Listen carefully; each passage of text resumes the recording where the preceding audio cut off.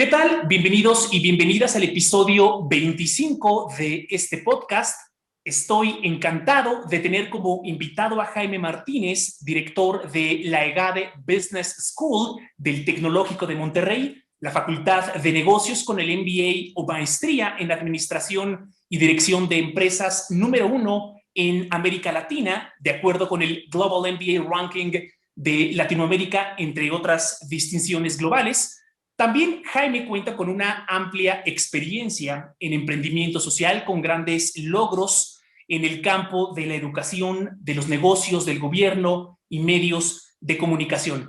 Jaime cursó la carrera de Ciencias Políticas en el ITAM y cuenta con un MBA en la Facultad de Negocios de Duke University, de Fuqua School of Business, además de otros estudios de posgrado en University of California, San Diego, y en California, Berkeley, entre otros. Jaime, muchas gracias por estar aquí y espero que tanto tú como tus seres queridos se encuentren muy bien de salud. Gracias, Jonoel. Pues sí, afortunadamente todos bien. Gracias por la invitación y estar aquí con tu audiencia para platicar pues una diversidad de temas, creo que tan variados como tu visión de los negocios, de la comunicación, Jonoel. Entonces, de nuevo, encantado de estar aquí. Muchísimas gracias. Me gustaría preguntarte si hay algún producto, servicio o actividad que hayas descubierto o retomado y que te haya o esté acompañando durante el periodo de confinamiento en el que nos encontramos y que consideres que vale la pena mencionar o recomendar. Por ejemplo, un libro, una suscripción digital, una actividad, un hobby, algún gadget, etcétera. Sí, mira, mi consumo de libros, en mi caso, yo que trabajo en educación, pero aunque no trabaje en educación, fíjate, Jonoel, yo lo que voy a decir creo que aplica para cualquier persona que aspire a ejercer algún grado de liderazgo sin importar el campo, si es negocios, si es una organización social, una organización cívica. Creo que estamos obligados a leer y a aprender todo el tiempo. Y en ese sentido, me he suscrito a un servicio de resúmenes de libros que se llama Blinkist, como Blink, como parpadear en inglés, es blinkist.com. Me he suscrito con ellos.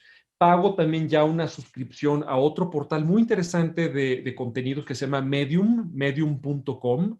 Y hay muchos contenidos gratuitos, pero hay ciertos contenidos de autores independientes, ¿no? Que pueden opinar de diferentes temas. Algunos pues son amateurs, otros son verdaderamente expertos en sus temas, y pagas $5 al mes para tener acceso a esos contenidos, que estos $5 prácticamente enteros se destinan a los autores. Entonces también estás pues pagándole y contribuyendo directamente a esos pues, pensadores, a esos generadores y generadoras de contenido. Entonces estoy con el servicio de ellos, y también hay un servicio independiente de noticias que me gusta mucho, que se llama Quartz, así como cuarzo, pero Quartz con Q y Z al final, quartz.com.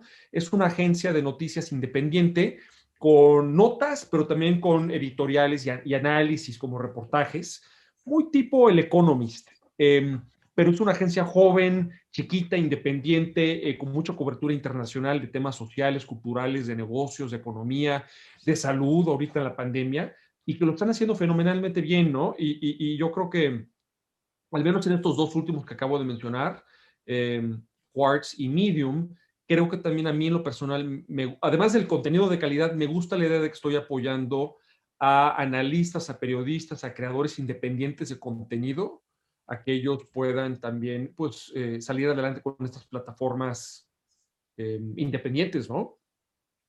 Muchísimas gracias por la recomendación. Me voy a asegurar de compartir la información de estos servicios para que la gente pueda explorarlos, pueda enriquecer su desarrollo profesional y personal con gran cantidad de contenido que se encuentra en estas aplicaciones y en estos servicios. Muchísimas gracias. Por lo que entiendo, Jaime, tomaste el liderazgo de la EGADE del TEC de Monterrey en mayo del 2019. Así es. ¿Cuál dirías que ha sido tu mayor aprendizaje o lección hasta el momento en esta experiencia con el TEC de Monterrey? Mira, el TEC de Monterrey es una de las universidades privadas más grandes de América Latina, y en ese sentido es pues una organización muy grande y es sorprendentemente ágil, ¿no? Yo no estaría acostumbrado a ver una organización con tantos colaboradores. Tenemos alrededor de 30,000 colaboradores y 90,000 alumnos en 32 campus, nada más en México, más pues toda la presencia de programas online que tenemos en muchas partes del mundo, principalmente en el mundo hispanohablante. Mi aprendizaje después de muchos años de ser un emprendedor y de operar pues con la agilidad que te permite el ser tú el juez último y el líder pues final, para bien o para mal, de tu organización, pequeña, grande o del tamaño que sea, es aprender a navegar en medio de tanta gente muy talentosa, pero con tantas naturalmente pues, áreas que una organización así de grande y así de compleja pues va necesitando. Entonces, creo que muchos de tus escuchas entenderán, Junuel, que cuando tú tienes una idea en una organización o quieres impulsar un cambio, probar algo nuevo, alguna modificación, alguna renovación de algo, lo que sea, pues no puedes hacerlo tú solo, tú sola. Tienes que hacerte de aliados, tienes que convencer gente, a veces convencer a tu jefe. Eh, pero al final del día las organizaciones necesitan que haya o que surjan campeones o campeonas de estas ideas que un poco venzan la inercia burocrática y venzan la inercia organizacional y jalen aliados y generen una especie de micromovimiento dentro de la organización para que pues se prueben las ideas y se adopten y se logre vencer. Y es difícil, cuesta mucho trabajo porque no eres tú solo como llanero solitario, sino que sí tienes que pues ganar a muchos adeptos, ¿no? Y a veces el crédito, digo, esto también es un cliché, lo sabemos todos, a veces el crédito ni te lo llevas tú, se lo acaba llevando alguien más, ¿no? Y que esto está bien, ¿no? Ronald Reagan decía que si no te fijas tanto en quién se lleva el crédito, vas a poder lograr muchas cosas en la vida, ¿no? Entonces, volviendo a tu pregunta, mi aprendizaje en el Instituto Tecnológico y de Estudios Superiores de Monterrey, y concretamente en EGADE, ha sido aprender a colaborar mucho más y hacer de las ideas y de los nuevos proyectos y las nuevas maestrías y todas esas cosas que estamos generando continuamente, trabajar de la mano con los colegas para que todas esas iniciativas avancen de una forma orgánica, no voluntarista. Y esto me ha llevado a mí en lo personal a otra reflexión. Aquí en tu casa, yo tengo un jardincito chiquito, pero me gusta la jardinería, me resulta terapéutico y los fines de semana, pues, a mí me encontrarás porque me gusta pues, podando mi jardín y regando mis plantitas y podando ahí la bugambilia y el arbolito y lo que sea, ¿no? Bueno, pero ¿a qué voy? ¿A qué ha sido para mí un ejercicio en darme cuenta que para mí, esta es mi perspectiva, las cosas más importantes en la vida no se logran, se cultivan. No son manotazos sobre la mesa, son procesos cultivados desde mucho tiempo atrás que pueden ser el desarrollo de tus habilidades poco a poco o el avanzar tu propia madurez para tener una buena relación de pareja, o el trabajo persistente de ir creciendo un emprendimiento, ¿no? Bueno, o ir convenciendo a esos aliados para que se logre adoptar una nueva idea, un cambio en una organización. Pero son procesos de cultivación, no son golpes sobre la mesa, no son voluntarismos. Y esto para bien o para mal, a veces me cuesta trabajo porque yo venía, como tú sabes, acostumbrado a ser un emprendedor, pero para mí ha sido un gran aprendizaje y me ha llevado a una gran madurez aprender a trabajar así y descubrir que si lo haces bien y tienes estos colegas contigo, muchas veces el resultado acaba siendo incluso superior y mejor y más rico que el que tú solo operando, pues, como decía, como llanero solitario, ¿no? ¿Qué tan importante es la paciencia para sacar adelante estos procesos que mencionas, cultivar lo que tengamos que cultivar, construir las relaciones sociales que tengamos que construir para impulsar ideas y proyectos? Porque muchas veces en organizaciones tan grandes, realizar un cambio significativo puede tomar incluso años. Recuerdo que recientemente me encontré en uno de los pasillos a un joven que entraba a la organización y lo vi cabizbajo, como desmotivado. Y él me comentaba que se sentía así porque se sentía desmotivado porque no había podido lograr un cambio. Y le digo, pero no tienes ni 3 meses en la empresa. Sí. ¿Cómo se cultiva esa paciencia? ¿Tiene un rol en estos procesos de cambio? Mira, haces una pregunta muy sabia y por lo tanto la respuesta no va a ser simplista, no puede ser una respuesta correcta no puede ser simplista. Por supuesto que hay una necesidad de cambios rápidos y de una adaptación rápida ante, por un lado, claro, la propia competencia del mercado, si estamos hablando de empresas en un entorno de mercado libre, o necesidades pandémicas y de salud pública desde una perspectiva, por ejemplo, de políticas públicas. Hay que actuar súper rápido y ahorita que estamos viviendo, por ejemplo, el tema de el despliegue de la Estrategia Nacional de Vacunación, por supuesto que ahí no hay que ser pacientes, todo lo contrario, hay que ser bien hechos, pero tan ágiles como sea humanamente posible. Entonces, creo que se entiende en ciertos contextos que hay que premiar la velocidad. Pero también hay algo que decir de permitir también que las cosas cobren ese arraigo orgánico en la organización. O sea, es decir, convencer a la gente, dejar que las ideas maduren o que a veces algunas ideas sean descartadas. A veces hay que pues, probar y proponer 10 ideas para que de esas 10, una o solamente dos eh, florezcan. Y puede ser bien frustrante. Pero también yo que llevo tantos años, Yunuel, eh, creando organizaciones y batallando, o sea, batallando en crear cosas nuevas y que tengan éxito comercial o que la fundación, que yo presido también actualmente una fundación, logres tener los donantes institucionales y tal, y una persona muy ávida pues de esos resultados y de este sentido práctico, sí tengo que decir lo siguiente.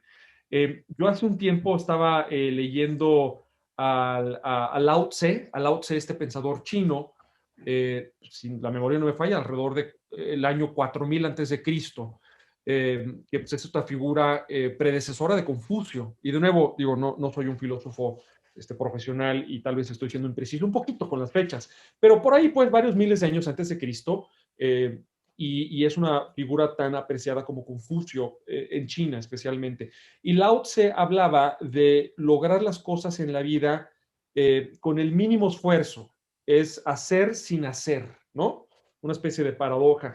¿Y a qué me refiero? A que también hay un momento natural que se da en las organizaciones para que tú puedas proponer y para que puedas insistir y que para que puedas llevarle la idea a tu jefe o a tus compañeros o a otros directivos de la organización.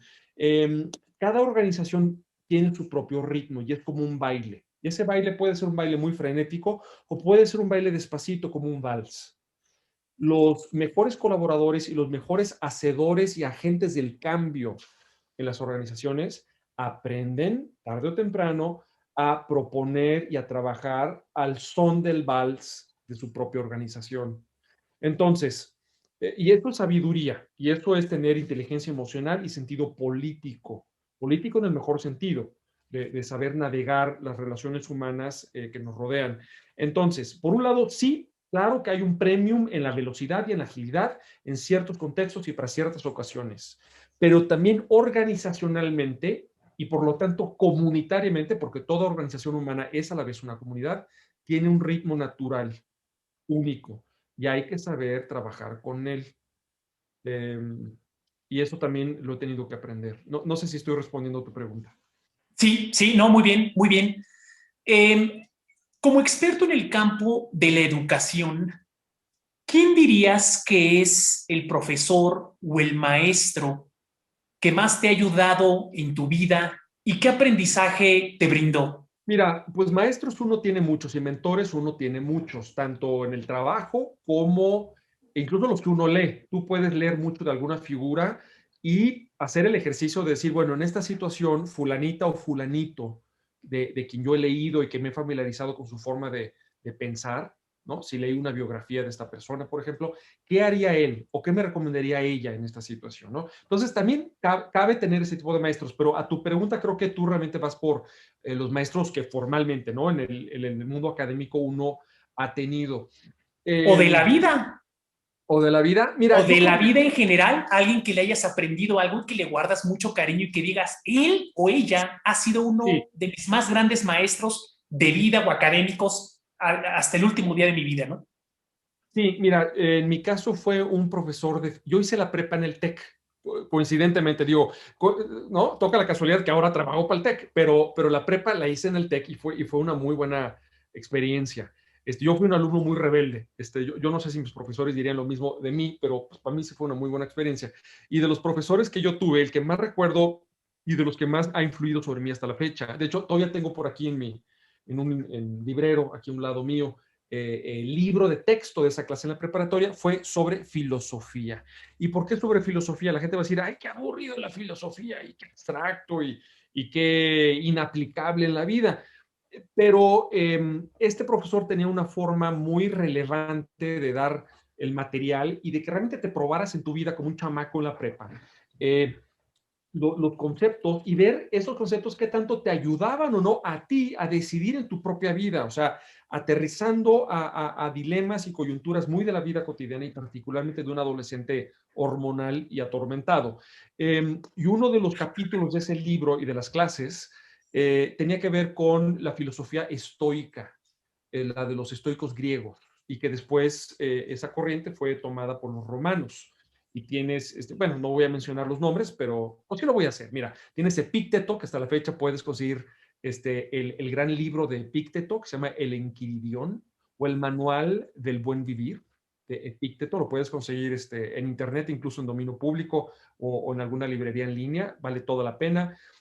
Tienes posteriormente, ya del lado de los romanos, tienes, por supuesto, al emperador Marco Aurelio, el gran emperador Marco Aurelio, con sus meditaciones, que era su diario personal, eventualmente siglos y siglos y siglos después fue presentado como un tomo para el público, que eran pues, sus diarios para él, ¿no? Y a la fecha puedes conseguirlo, se llama Las Meditaciones de Marco Aurelio. Y tienes, por ejemplo, mucha de la obra de Séneca, ¿no? Por ejemplo, las famosas cartas de Séneca, que bueno, son aplicaciones de la filosofía estoica que este profesor nos elaboró y que tienen que ver principalmente cómo eh, uno solamente, desde esa perspectiva, es dueño de la actitud y sus pensamientos y la actitud con la que tú enfrentas la vida. Uno en ocasiones no ni siquiera controla su cuerpo. Y eso te lo puede decir cualquier persona pues, actualmente afectada por esta terrible enfermedad y pandemia o alguna otra condición física que limita o deteriora el funcionamiento de tu cuerpo. ¿Qué te queda en la vida? Te queda lo que hay aquí adentro, ¿no? En la cabeza y en tu corazón. Y eso incluso lo ha compartido y lo ha dicho Nelson Mandela, ¿no? Cuando estuvo en prisión tantos años, que lo mantuvo cuerdo es entender que había un espacio de libertad, quizás el único espacio de libertad que tenía, que estaba en su mente, para pensar y para darle a las cosas la perspectiva que él quisiera o que para él fuera más correcta darle a las cosas y no la que el mundo aparentemente imponía sobre él, ¿no? Entonces, lo que yo derivé de eso es que pasara lo que pasara, mi dignidad estaba por encima de todo y mi forma de abordar lo que me sucedió en la vida era responsabilidad mía y de nadie más. Entonces, esto a mí me ha inspirado mucho hasta la fecha y ha contribuido, creo yo, a un manejo un poquito más emocionalmente inteligente, ¿no? De las cosas pues, que a mí, como cualquier persona, pues, me han sucedido, ¿no? De venir de este contexto histórico, con todas las referencias que mencionas, viajemos un poco al futuro. Eh, Desde tu perspectiva, ¿cuál es el futuro de la educación en el mundo? Mira, la educación va a sufrir, ya está sufriendo muchos cambios. Evidentemente lo online es uno de ellos. Ahora, lo online no es necesariamente la panacea. Hay que reconocer que hay momentos de la educación, etapas de la formación del ser humano y momentos y aspectos de la educación donde lo presencial, en mi opinión particular, sigue ofreciendo algo que no puede o difícilmente puede reemplazar una pantalla. Yo, al momento de que estamos compartiendo estas palabras, Junuel, estás grabando este episodio, yo tengo un chiquito de 9 años que está teniendo, como la gran mayoría de los niños, pues sus clases vía teleeducación y extraña profundamente a sus compañeritos y a lo que se aprende y a lo que se socializa y a esa formación de carácter que da esa interacción grupal bajo un mismo techo en un solo espacio. Y eso yo al menos no creo que sea sustituible con una pantalla. Algunas cosas sí. Oye, hay lecciones de aritmética, hay lecciones de español, que es está él y otros niños recibiendo muy bien. Pero hay un aspecto de socialización humana que creo que no es reemplazable. Entonces, a ver, lo online no es necesariamente la panacea. Yo actualmente tengo pues alumnos en EGADE, muchos de ellos, que extrañan profundamente pues la oportunidad de una convivencia en persona alrededor de un café, ¿sí? Y la espontaneidad de esa interacción que hay una serendipidad, una fortuidad de esas interacciones que surgen ideas y anécdotas y el chiste, y a alguien se le ocurre algo y alguien comparte otra cosa, y nada de eso está planeado. Y esa magia, pues, sucede mucho más fácilmente cuando tienes a la gente bajo un mismo techo, un mismo espacio físico, ¿no? Creo que es importante decirlo. Pero sin duda el online va a seguir, pues, cobrando su relevancia para ciertos temas y ciertas intervenciones quizás puntuales, muy puntuales, ¿no? Pero ¿qué más vamos a estar viendo en la educación? La educación, yo creo que va a volverse cada vez más integrada verticalmente. ¿A qué me refiero? A que cuando un estudiante vaya a una institución a aprender, la institución no solamente le imparta una educación y después lo gradúe a él o a ella y ya se lama las manos y ahí te ves, ¿no? Feliz, feliz resto de tu vida profesional, sino que la institución le ofrezca un acompañamiento toda la vida, un acompañamiento que puede incluir ayuda en la administración de la carrera, ¿no? Así como hay muchos profesionistas que tienen a un manager que les ayuda a promoverse, a encontrar oportunidades profesionales, a encontrar aliados, a encontrar clientes. Un manager es muy útil para muchas distintas profesiones. Yo creo que las instituciones educativas del futuro van a darte un acompañamiento para toda la vida, o al menos te lo van a ofrecer bajo la forma de un manager, bajo la forma de un espacio de reflexión, donde según los retos a los que te vayas enfrentando, Junuel, en tu propia trayectoria especial y única, como la de cualquier persona, pues la institución te diga, mira, Junuel, aquí, pues lo que te conviene es aprender de este tema y eso lo puedes tomar grupalmente y de una forma asincrónica, es decir, pregrabada, ¿no? Con este cursito ya pregrabado, listo. Pero oye, Junuel, este otro tema, lo que te conviene es un espacio, un programa grupal, pero de discusión en vivo, online o no, pero en vivo, donde te oxigenes y compares y te identifiques con otros compañeros tuyos, tal vez en otras industrias que se estén enfrentando a situaciones análogas, para que veas que, oye, que tus problemas no son especiales ni únicos, también hay gente que los está viviendo y aprendas de ellos. O a veces esa misma institución que te acompañe, Yunuel, te diga, sabes que este tema no es de conocimiento y no es de habilidades, es un tema emocional, es una limitante emocional, como los que todos, tarde o temprano, vamos enfrentando a lo largo de la vida. Y enfrentarlas y resolverlas es lo que nos da la madurez. Bueno, pues esa limitante quizás es emocional y el espacio para trabajar esa limitante es otro, quizás un espacio de índole posiblemente más terapéutico, ¿sí? Porque si hay que decirlo, conforme creces en responsabilidades y en sofisticación de los retos, tu limitante tiende a ser, en mi opinión, menos y menos de índole técnica y más de índole emocional. Entonces, bueno, ¿qué vamos a hacer? ¿Qué vamos a hacer frente a eso? Entonces, un paradigma educativo que yo creo que va a estar emergiendo es uno que asume ese acompañamiento y una naturaleza muy cambiante de ese acompañamiento a lo largo de los retos de tu carrera, conforme tú les vayas dando forma, Junuel. Y puede ser que ahorita estés haciendo una cosa, seguramente con mucho éxito, como ha sido y a mí me consta, porque tenemos muchos años de conocernos, tu trayectoria, pero tal vez en unos años más decides hacer algo diferente o reinventarte y decides dedicarte ya al teletrabajo y volverte un nómada digital y volverte un consultor en algo. Digo, cada vez va a haber más opciones. Entonces, quieres una institución educativa que también te acompañe y te ayude a pivotear y a reinventarte también, ¿sí? En la búsqueda no solamente del éxito material y económico, sino de tu satisfacción y proyecto de vida y sentido de logro, que por cierto no es lo mismo que la felicidad, ¿eh? Hay que separar la felicidad del sentido del logro. Son dos cosas muy valiosas que no pensamos que son sinónimos y no lo son. Pero bueno, eso quizás es tema de otro podcast contigo, Junuel. ¿Cuál sería la diferencia entre un concepto y el otro? Mira, te pongo un ejemplo. Para aquellos de nosotros que somos papás, tener hijos nos da un enorme sentido de logro.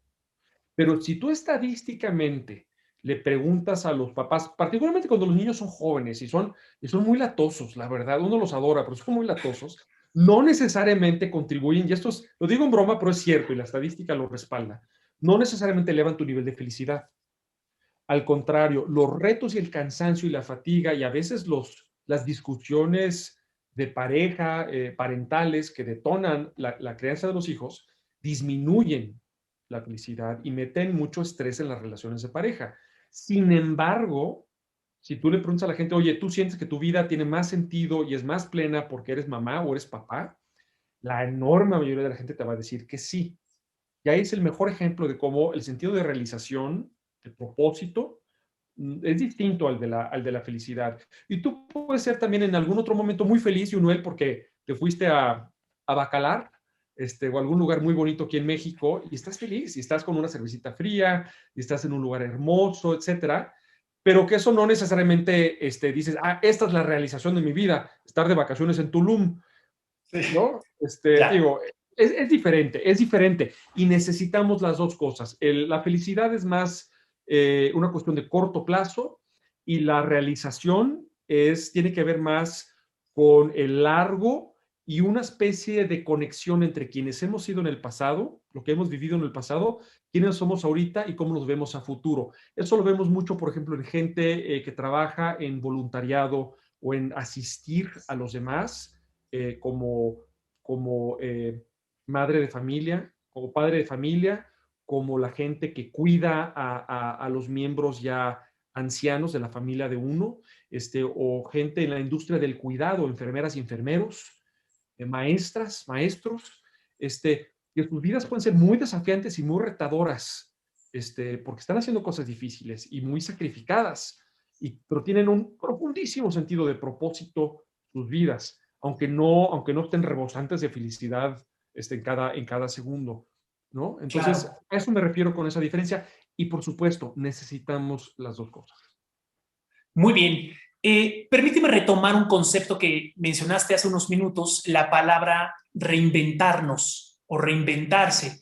Después de que cursamos una carrera, una especialidad, etcétera, nos enfrentamos al reality paycheck, en donde la oferta y la demanda de empleo, pues obviamente limita las oportunidades para las personas. Razón por la cual muchas personas empiezan a ver en el emprendimiento de fundar sus propias empresas, pues obviamente construir una carrera, lograr un propósito, ese tipo de cosas. Entonces, permíteme enfocarnos ahora en la parte del emprendimiento. ¿Cuál es tu definición de emprendimiento? Mira, y mi definición no es mía, de hecho viene del siglo XIX en Francia, de los economistas de la época. El entrepreneur lo que hace es mover recursos de un espacio de la sociedad, de ciertos actores o cierto lugar de la sociedad, a otro lugar, mueve esos recursos a otro lugar donde esos recursos dan un resultado más eficiente. Es decir, el emprendedor optimiza procesos en la sociedad, ¿no? Atendiendo nuevas necesidades, generando eficiencias o descubriendo nuevas posibilidades o en necesidades o en satisfacciones, ¿no? Eso es lo que hace el emprendedor. Entonces, el emprendedor hace que las cosas sucedan. Es un hacedor del cambio, el emprendedor. Y por eso tienes emprendedores en el sentido de negocios tradicional y también tienes emprendedores sociales que atienden problemáticas sociales y buscan cómo generar una solución y fondear esa solución. Y tienes emprendedores, por ejemplo, culturales, ¿sí? Que les gusta el tema artístico, les gusta el tema de la expresión cultural y buscan también cómo generar recursos, cómo llegar a audiencias, plataformas físicas o digitales, galerías, teatros, este, eh, Enigma Rooms, ¿no? Como una nueva expresión, por ejemplo, de la experiencia teatral, ¿sí? Y eso también son emprendimientos culturales. Entonces, creo que esta definición que le comparto al público embona con todos estos diferentes tipos de emprendedores. ¿Qué consejo le darías a una persona que está interesada en crear su propia empresa, un negocio, en emprender, pero que no sabe por dónde empezar? Claro, mira, Junel, aquí como parte del equipo de EGADE, como directivo de EGADE, me ha tocado dar muchas conferencias y pláticas justamente sobre esta pregunta que es muy importante, la que tú haces. La primera de ellas es, tómate tu tiempo. La mayoría de la gente quiere llegar a su primera idea o llegar a la idea genial que les permita construir no solamente una enorme fuente de ingreso, sino todo un estilo de vida y eventualmente un emporio a la primera de cambios, con tu primera gran idea. Normalmente, estadísticamente, no es así. Entonces, mi primer consejo es empieza poco a poco y permítete explorar diferentes ideas y necesidades u oportunidades que vayas percibiendo en el mundo. Entonces, ve probando poco a poco. Y eso me lleva a mis siguientes consejos, derivados de ahí como una especie de corolario. El siguiente de ellos es, no pongas un restaurante. ¿Y a qué me refiero con eso? Estoy siendo metafórico, ¿no? La gente dice, quiero poner un lugar de camarones con coco y salsa de mango, ¿no? Y voy a aventar mis recursos, mis ahorros de vida, ¿no? Las tarjetas de crédito hasta el tope, y es más, hasta los de mi familia o los de mi pareja, por poner mi lugar hipster. Sí. Y ojo, me Es mala encanta la... idea, es mala idea. Pues mira, puede ser una genial idea, pero lo quiero utilizar como una metáfora. No quieres idealmente poner un negocio que tengas que poner todos tus recursos al servicio de esa hipótesis, porque eso es, tu idea de emprendimiento es una hipótesis de la realidad. Ser una hipótesis, pues no está probada. Entonces, no quieres que el proceso de prueba de esa hipótesis te deje en la calle, ¿sí? O te deje tan emocionalmente drenado que ya no quieras ni puedas volver a intentar otras hipótesis, porque el proceso científico es eso, el proceso científico es probar una tras otra hipótesis, ir calibrando, ir mejorando, hasta que eventualmente llegues a una formulación mucho más robusta y apegada a la realidad, y en ese sentido mucho más predictiva de lo que sucede, y en ese sentido pues, exitosa. El proceso de emprendimiento es el mismo. Entonces, a la primera de cambio es que en tu primera hipótesis no quieres apostar todo el laboratorio, ¿ok? A eso me refiero por lo del restaurante. En un sentido técnico, no quieres apostarle tanto a ideas intensivas en CAPEX, en gastos de capital. Quieres irte idealmente por ideas que puedas probar de poco a poquito, donde no gastes demasiado, probablemente sean ideas que no sean intensivas en capital y más bien sean intensivas en mano de obra. ¿Mano de obra de quién? Probablemente la tuya. Y claro que va a ser cansado y el desvelo y ni quien te reponga las horas de sueño, pero por lo menos no estás metiendo ahí tus ahorros de vida o el fondo para la universidad de tus hijos, ¿sí? Entonces quieres permitirte ser científico al respecto, y sorpresa, ser científico significa entender que vas a tener que hipotetizar muchas veces en un proceso de iteraciones, iterativo, donde, como dicen en inglés, fail fast, fail cheap, ¿no? Fracasa rápido, fracasa barato y fracasa muchas veces de poquito en poquito, hasta que ya le atines y ya, ¿no? Y vayas construyendo y aprendiendo poco a poquito en un proceso, pues como dice, no me quiero poner muy técnico, pero epistemológicamente acumulativo o evolutivo, ¿sí? Y entonces, bueno, ya le vas metiendo más recursos conforme tienes más entendimiento. Entonces, ese es otro consejo. Ya, mi último consejo es, si decides emprender, idealmente hazlo como una actividad a un ladito de tu actividad principal que te permite pagar la renta. Entonces, en horas extras, los fines de semana, por las noches si te desvelas, en algún momento, pero complementariamente a la actividad que tienes ahorita, que por lo menos te permite estar tranquilo y cubriendo lo básico económicamente, emprende el otro pianito. Eso creo que es un buen consejo. Ahora, claro, hay emprendimientos que requieren que estés de tiempo completo y adquirir un fondo de inversión y bueno, son de una naturaleza mucho más ambiciosa. Pero hoy por hoy, la gran mayoría de los emprendimientos, para bien o para mal, no son así. Son emprendimientos que uno puede comenzar por goteo, de una forma gradual, de esta forma científica que voy proponiendo ahorita, y donde no necesitas andar quemando una millonada en lo que pruebas las cosas. ¿Ok? Serían Con- algunos consejos para tu audiencia. ¿Consideras que ejemplos como Mark Zuckerberg, que atraen los reflectores y mucha atención mediática, en donde acumulan mucho dinero, éxito, a una edad muy temprana, puede distorsionar la idea de lo que es un emprendedor en las nuevas generaciones? en el sentido de que busquen mucho en periodos de tiempo muy reducidos? Mira, sí, creo que se presta para mucha distorsión, o digamos, existe el riesgo de mucha distorsión. ¿A qué me refiero por distorsión? Un emprendedor quiere generar una solución a una necesidad o a una oportunidad. Es más bonito, sin duda, atender necesidades que oportunidades. Es decir, necesidades que tienen que ver con la calidad de vida real de la gente, que con venderles un nuevo bolígrafo simplemente porque tiene brillantina o tiene algo más. No tengo nada en contra de los bolígrafos con brillantina o con una cabecita, con un resorte de Elvis Presley que baila la cabecita, ¿no? No tengo nada en contra de eso, pero creo que hay niveles de respuesta a los desafíos de la humanidad, ¿sí? Y hay innovaciones pues mucho más dignas y admirables que otras. Entonces, un emprendedor atiende necesidades u oportunidades, eh, y en la marcha de atender esas necesidades y juntar recursos o comercializar o obtener fondeo de algún lugar, va generando una cosa, y esa cosa se llama una comunidad.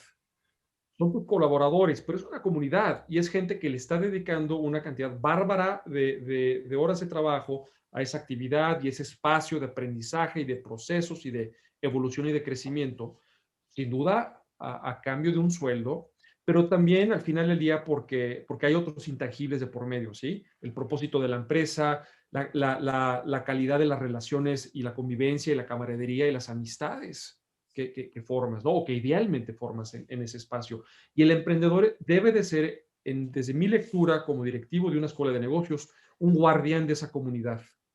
Entonces, es interesante porque aquí ya estamos hablando de algo que trasciende y va mucho más allá de lo meramente económico. Hoy, lo económico es indispensable para la sobrevivencia de esa comunidad, sí, pero no es lo único. Tiene otras dimensiones y yo estoy ofreciendo esa otra dimensión de interpretación que es la generación de esta comunidad de gente que busca sentirse satisfecha, plena, realizada, aprovechada en sus talentos, retada a crecer, con role models. Tú me platicabas hace rato, me preguntabas de maestros. Bueno, donde tengas maestros y gente que tú admiras y de quien aprendes, y gente a la que tú puedas también ayudar a crecer. Y todas esas cosas que nos dan una vida, con estos dos elementos que mencionábamos, con sentido de propósito y también con momentitos de felicidad, ¿sí? Y entonces, a veces eso, y esto me lleva al tema de la distorsión que yo decía, cuando se vuelven organizaciones tan grandes, simplemente porque tal vez son muy exitosas, ¿no? Pero se vuelven tan grandes, custodiar a esa comunidad se vuelve mucho más difícil, ¿sí? Y es cuando pues, entramos en temas de burocracia y donde la gente ya no se conoce, ¿sí? Entonces ya enfrentamos una cierta dificultad. Y la segunda dificultad es que cuando una organización es tan exitosa, a tal tamaño o con tal velocidad, tan rápido, por naturaleza humana acabamos defendiendo lo que ya tenemos en vez de ser críticos e imparciales y poder evaluar o reevaluar continuamente si lo que estamos haciendo o el servicio o la plataforma, lo que sea que ofrece tu organización, realmente es lo que mejor atiende el propósito que te propusiste al principio, esa necesidad o esa oportunidad. Es decir, nos apegamos mucho al status quo y a preservar a lo que ya tenemos, precisamente porque hemos sido tan exitosos, que realmente seguir siendo críticos y decir, bueno, oye, pues lo estamos haciendo bien, habría que replantear, o ya de plano, ya estamos en un tren de venta de anuncios y de venta de información privada de la gente, que la realidad es que ya estamos posiblemente haciendo más daño que bien, y lo digo como hipótesis, no estoy haciendo aquí ninguna afirmación, pero al menos hacernos esas preguntas, ya no te las haces, ya estás demasiado enganchado en ese monstruo, en ese Frankenstein que ya tienes, porque ya es tan grande y creció tan rápido. Entonces, a eso me refiero por los riesgos de la distorsión, ¿sí? Y mi visión, la de Jaime Martínez, es la de estas empresas pues, con un sentido competitivo, tecnológico, de transformación, pero mucho más, creo yo, humanista, en el entendido que son comunidades, para atender óptimamente oportunidades o necesidades, idealmente. ¿Hay algún emprendedor o emprendedora que admires desde cómo opera, su creatividad, Sí, por supuesto. personalidad, Mira, inteligencia emocional, que digas, es mi number one? Mira, no podría hablarte de uno, te puedo hablar de muchos, de muchas diferentes maneras y en muchos diferentes espacios. Tenemos desde un Jorge Torres, que es egresado de GADE, él es el presidente en México de FedEx y tiene además roles cívicos muy importantes. Actualmente fue elegido como el presidente de la Cámara Americana de Comercio, la American Chamber of Commerce o la AmCham, aquí en México. Y creo yo que Jorge ha hecho un muy buen trabajo al mando de FedEx en México, particularmente ahorita en la pandemia, con los retos y también las oportunidades que se han presentado, pero sin perder un sentido muy humano, una accesibilidad maravillosa, un sentido de ser un mentor para los demás y estos roles cívicos donde él da de su tiempo para hacer lo que él considera es correcto para la comunidad. Él es un buen ejemplo, pero también tenemos en otros ámbitos otros. Tenemos, por ejemplo, unos egresados de la carrera de varias carreras de negocios del TEC de Monterrey que crearon una plataforma que ya está funcionando y te invito a la audiencia a que la visite. Se llama Rutopía, con R, rutopía.com. Y Rutopía es una especie de plataforma con opciones de viaje y de turismo, pero que son opciones de ecoturismo o de turismo alojado por comunidades indígenas y rurales del país, y donde esas actividades y esas estancias y esos viajes contribuyen a la preservación de la riqueza natural o al ingreso de estas comunidades, ¿no? Entonces, es un turismo muy responsable. Y ellos, los chicos que fundaron Rotopía, incluso ganaron un premio de la Fundación Clinton, que les donó $1,000,000 para capital para su organización. Entonces, me parece sensacional. Otro ejemplo es también egresados del TEC. No se nota, ¿verdad? Que trabajo para el TEC, pero bueno, es una comunidad Está perfecto. emprendedora muy bonita, que se llama Someone Somewhere. Y esta es una marca de ropa, pero también de objetos de arte, algunos objetos prácticos de la vida cotidiana, que se generan en manos de artesanos y de artesanas rurales e indígenas del país, pero de muy buena calidad, e incluso en el caso de ropa, mochilas, playeras, blusas, se venden en muchas cadenas departamentales de muy alto nivel. Ya tu audiencia rápidamente se podrá imaginar varias de ellas, ¿no? Sí. Una que te vende las cosas en una bolsa amarilla con una letras en café, ¿no? Incluso en esa cadena se venden los productos de Someone Somewhere y lo están haciendo muy bien, la están rompiendo, como dicen ahora.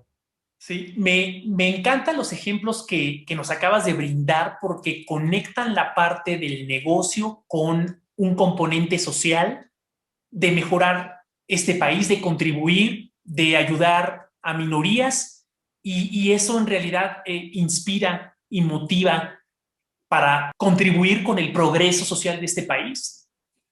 ¿No? Y darle a la gente un sentido de propósito de los que colaboramos en ese tipo de organizaciones, o los que colaboran o crean o fundan ese tipo de organizaciones. Tienes lo material o capitalista, padrísimo, libre mercado y este juego, porque es un juego, este juego y el desafío constante, ¿no? Pero con un profundo sentido de propósito y de orgullo por estar haciendo las cosas bien. Y estamos compitiendo, pero estamos compitiendo bien, ¿no? Sí.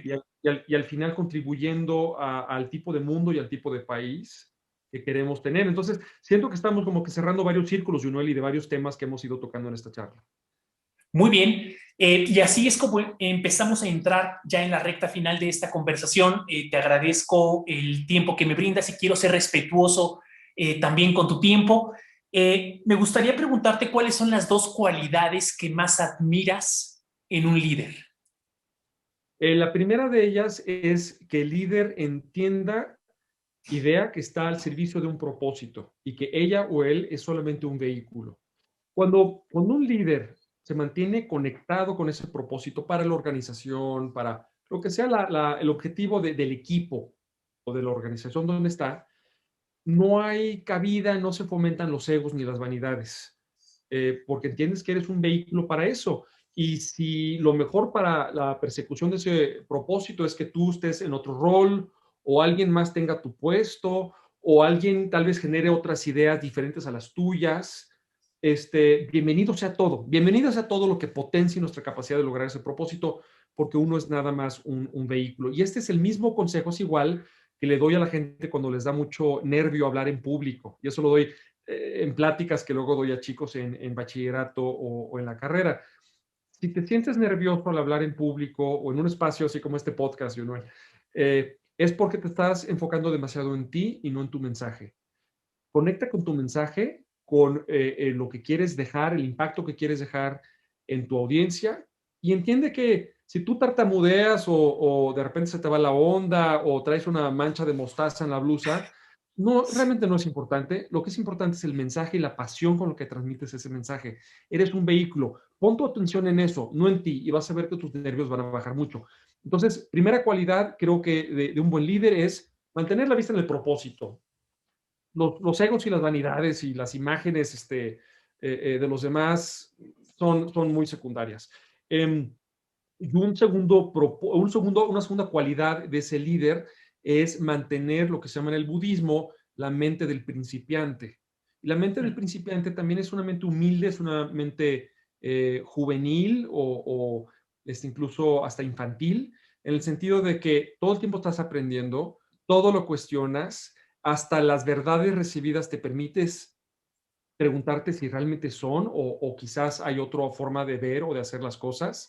Y hay un sentido intentas mantener un sentido de asombro y de juego y de humildad en tu aproximación al mundo. Y eso te va a ayudar, creo que te ayuda mucho como líder, y a los líderes les ayuda y a las organizaciones y a la gente le ayuda, para seguir siempre estudiando y aprendiendo y permitiéndote cuestionar todo, y no anquilosarte ni volverte rígido en tu manera de relacionarte con la vida y contigo mismo y con tus preceptos sobre cómo las cosas tienen que ser, ¿no?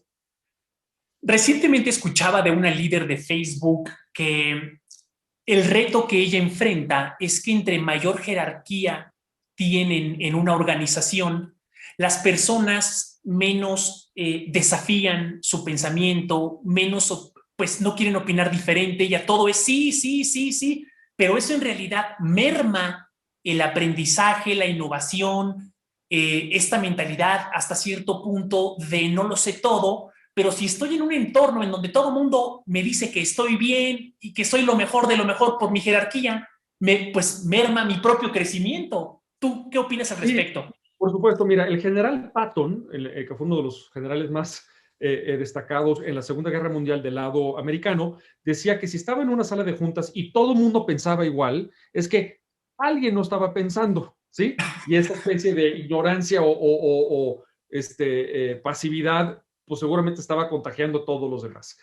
Entonces, lo que nosotros fomentamos mucho desde GADE y en nuestras asesorías y capacitaciones a empresas de muchos tipos es que la muestra de que todo es cuestionable, claro, con una actitud constructiva y respetuosa, la muestra de que todo es cuestionable la pone el líder o la líder, pidiéndole su opinión a los demás, reconociendo cuando ella se equivocó o hay una buena idea de alguien más que complementa o nutre o ofrece algo valioso, especialmente si esa idea viene de alguien jerárquicamente dispar. No incluso un nivel, sino hasta 2 o 3 niveles más abajo, se le da su lugar y se pone la muestra de que lo que se está privilegiando son las buenas ideas y no las jerarquías. Ese approach mucho más humano y con líderes que reconocen también su fragilidad y que no son poseedores de la verdad universal, porque nadie es poseedor de la verdad universal.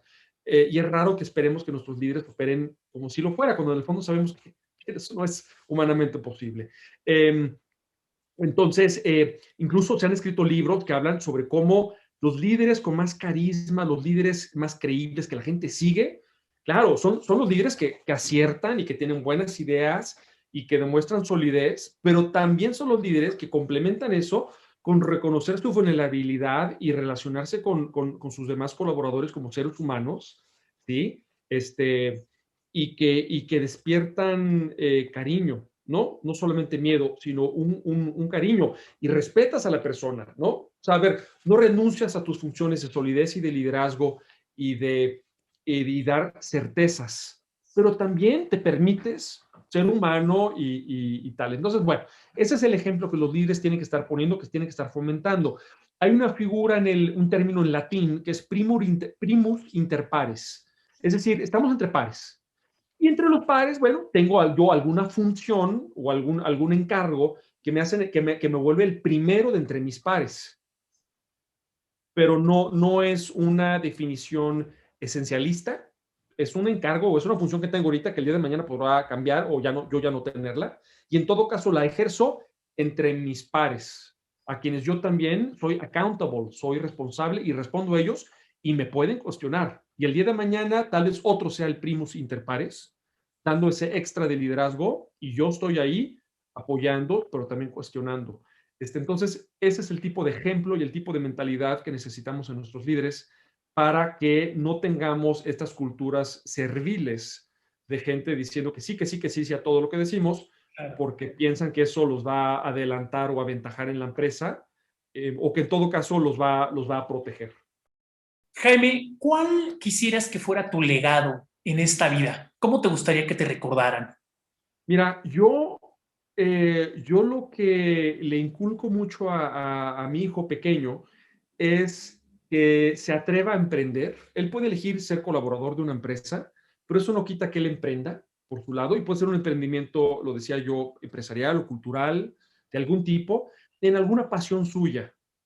Eh, entonces, mi legado sería que todos nos permitamos emprender de alguna manera y ese emprendimiento puede ser dar clases a la par de nuestra labor profesional o en alguna época de la vida volvernos coaches de algo. Tú sabes, Jonuel, que yo he sido coach en otras etapas de la vida.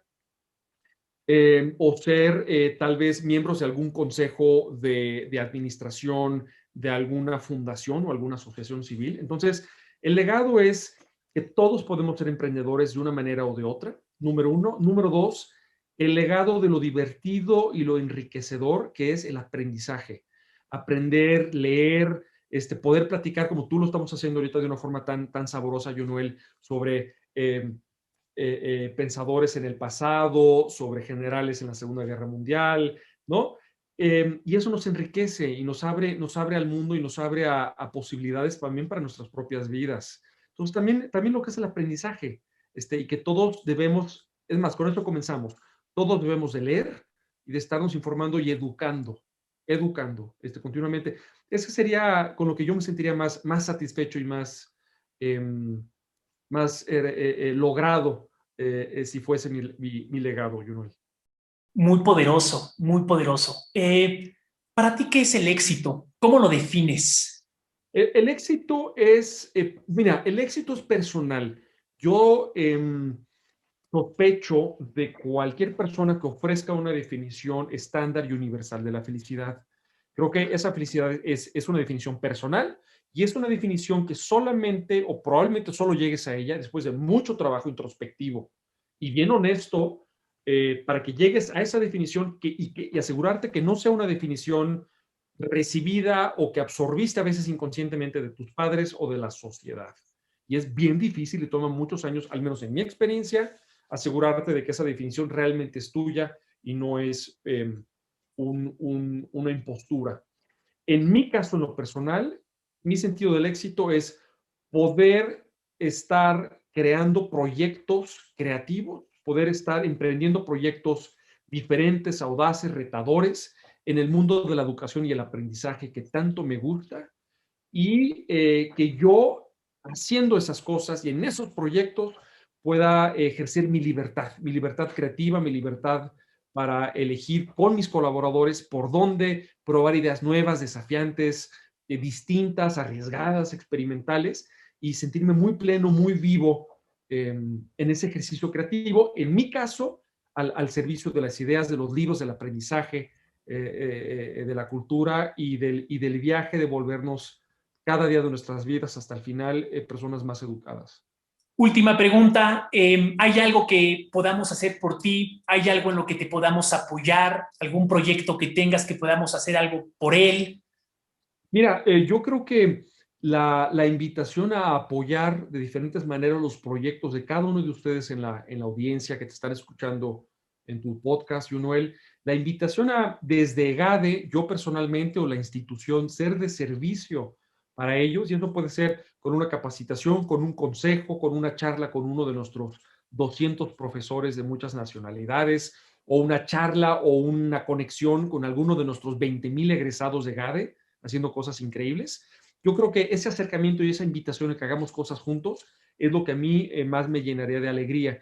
Y en ese sentido pongo mi cuenta de correo, si me lo permites, Junuel, a disposición de Adelante. tu audiencia. Y es muy sencillo, es jaime.martinez@tech.mx. Y si me mandan un correo con tu proyecto, tu desafío, a lo que tú te estás enfrentando, y yo pudiese ver cómo puedo contribuir, creo que sería algo muy valioso para mí y una puerta abierta que estoy dejando para tu audiencia. Jaime Martínez, director de la EGADE Business School del Tecnológico de Monterrey, la Facultad de Negocios con el MBA o Maestría en Administración y Dirección de Empresas número 1 en América Latina. Muchísimas gracias por aceptar platicar conmigo y por compartir todo tu conocimiento con nosotros. Estoy muy agradecido. Al contrario, Junuel, un fuerte abrazo y siempre a tus órdenes.